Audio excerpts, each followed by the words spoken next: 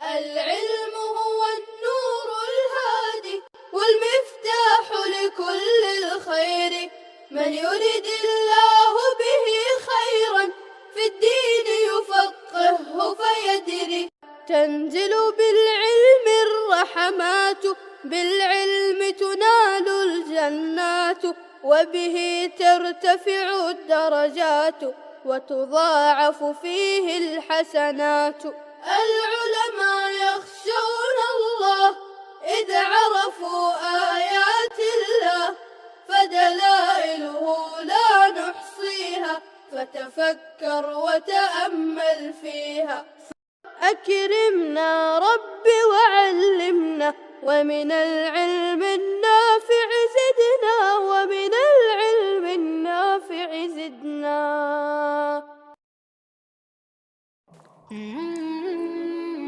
السلام علیکم ورحمۃ اللہ۔ ایس ایچ اسلامک اسکول میں آپ کا خیر مقدم ہے۔ دوستو، آج ہم آپ کو بتائیں گے کہ کن عبادات اور اعمال کے لیے وضو شرط اور ضروری ہے اور کن کے لیے نہیں۔ سب سے پہلے ہم بات کریں گے ان عبادات کے بارے میں جو ہم بغیر وضو کے نہیں کر سکتے، جن کو ادا کرنے کے لیے وضو شرط اور ضروری ہے۔ چلیے شروع کرتے ہیں۔ سب سے پہلے نماز۔ اس بات سے تو آپ بخوبی واقف ہیں کہ بے وضو نماز پڑھنا حرام ہے۔ کسی بھی نماز کو ادا کرنے کے لیے وضو ضروری ہے، خواہ فرض، سنت، نفل نماز ہو کہ نماز جنازہ۔ اسی طرح بغیر وضو کے سجدہ تلاوت کرنا جائز نہیں۔ جس طرح نماز کے لیے بدن کا، کپڑوں کا، جگہ کا پاک ہونا ضروری ہے، جس جگہ نماز پڑھ رہے ہوں اس جگہ کا پاک ہونا، وضو کرنا، قبلے کی طرف رخ کرنا ضروری ہے، اسی طرح سجدہ تلاوت کے لیے بھی یہی شرائط ہیں جو شرائط نماز کے لیے ہیں۔ اگر ان میں سے کوئی ایک شرط چھوٹ جاتی ہے تو سجدہ تلاوت ادا نہ ہوگا۔ کسی انعام، نعمت کے ملنے پر، مقصد یا کامیابی کے حاصل ہونے پر سجدہ شکر ادا کرنا بھی جائز ہے۔ بغیر جزدان کے قرآن مجید چھونا حرام ہے۔ اسی طرح پہنے ہوئے کپڑوں سے قرآن مجید کو چھونا جائز نہیں۔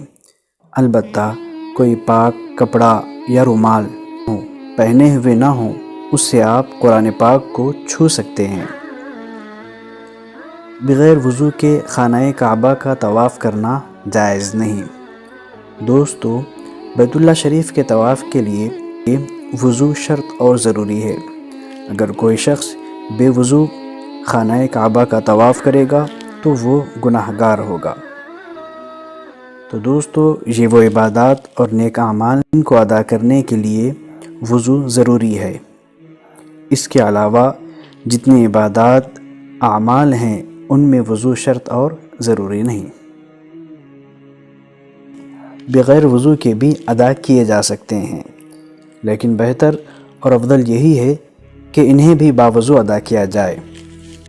اب آئیے ہم چند ان عبادات کے بارے میں جانیں گے جن کو ادا کرنے کے لیے وضو ضروری نہیں۔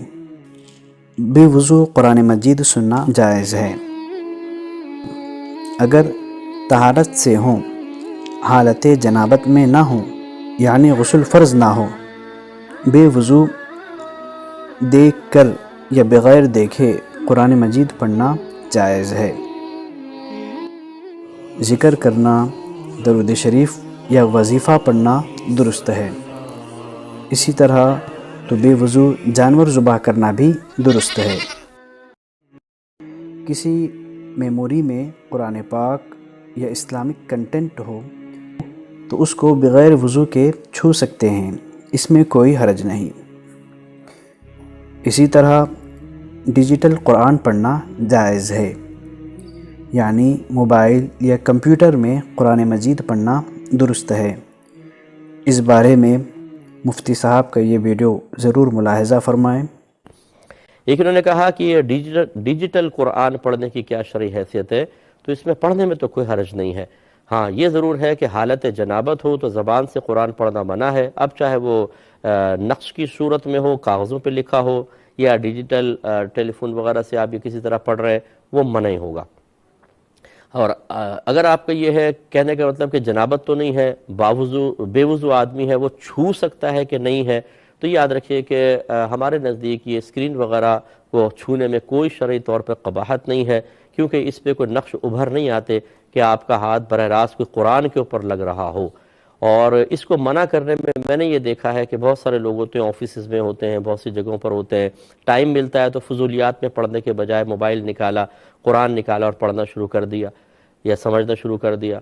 تو اب اگر ان کو منع کر دیا جائے کہ پہلے وضو کریں، وضو کی جگہ نہیں ہے، گندے باتھ روم ہے، تو اس کا مطلب ہے قرآن رکھ دے اور پھر وہ فضولیات میں پڑ جائے، کسی خراب چیز کو دیکھنے لگ جائے، فضول گفتگو میں پڑ جائے۔ اس سے کہیں زیادہ بہتر یہ ہے کہ جب یہاں پر اجتہادی مسئلہ ہے اور شرع رعایت کا پہلو بھی نکلتا ہے، تو ہم یہی کہتے ہیں کہ اگر موبائل وغیرہ کی اسکرین پر ہاتھ لگائیں گے تو حقیقتاً یہ قرآن پر ہاتھ لگ ہی نہیں رہا، آپ اس کو بالکل ٹچ کر کے بھی پڑھ سکتے ہیں۔ موبائل میں ہم نے قرآن پاک لوڈ کروایا ہوا ہے تو کیا پینٹ کی جیب میں اس کو رکھ سکتے ہیں یا نہیں؟ دیکھیں مسئلہ یہ ہے کہ یہ جتنا بھی موبائل وغیرہ کے اندر یا کمپیوٹر میں جتنا بھی ڈیٹا آتا ہے یہ ریز کی شکل میں ہوتا ہے، یہ باقاعدہ الفاظ کی شکل میں، نقوش کی شکل میں اس طرح نہیں ہوتا جیسے ہماری کتابوں کے اندر ہیں۔ لہٰذا اس اعتبار سے موبائل میں موجود قرآن پاک میں اور کتابوں میں لکھے ہوئے قرآن پاک میں بہت فرق ہے۔ وہ چونکہ باقاعدہ ایک نقش ہے، اس پہ نقوش واضح طور پر ہوتے ہیں، لہٰذا ان کا اس کتابی شکل میں جو ہے اس کا ادب و احترام بہت زیادہ درکار ہے۔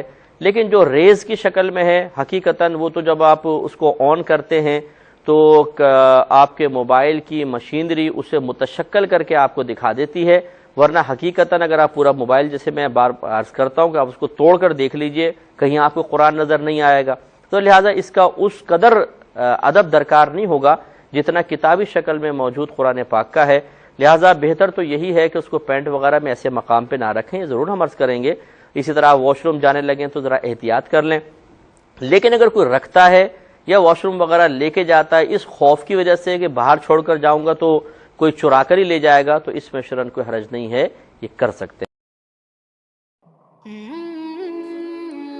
تو دوستو، جیسا کہ آپ نے جانا کہ موبائل میں قرآن مجید پڑھنا بالاتفاق جائز ہے، اس میں کسی کا اختلاف نہیں۔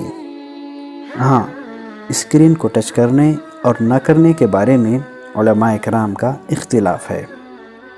اکثر علماء کرام کے مطابق بے وضو اسکرین ٹچ کرنا جائز ہے، مگر احتیاط اسی میں ہے کہ بغیر وضو کے اسکرین کو نہ چھوئیں۔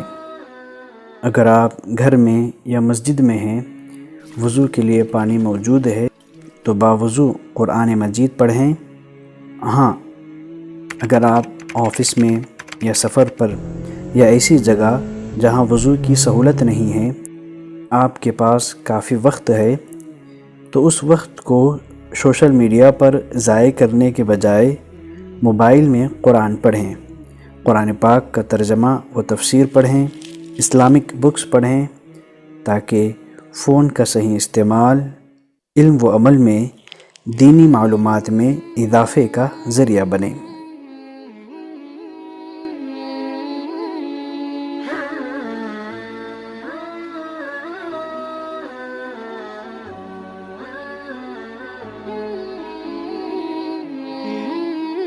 اخیر میں دعا ہے کہ اللہ تبارک و تعالی دینی معلومات کو معمولات زندگی بنانے کی توفیق عطا فرمائیں۔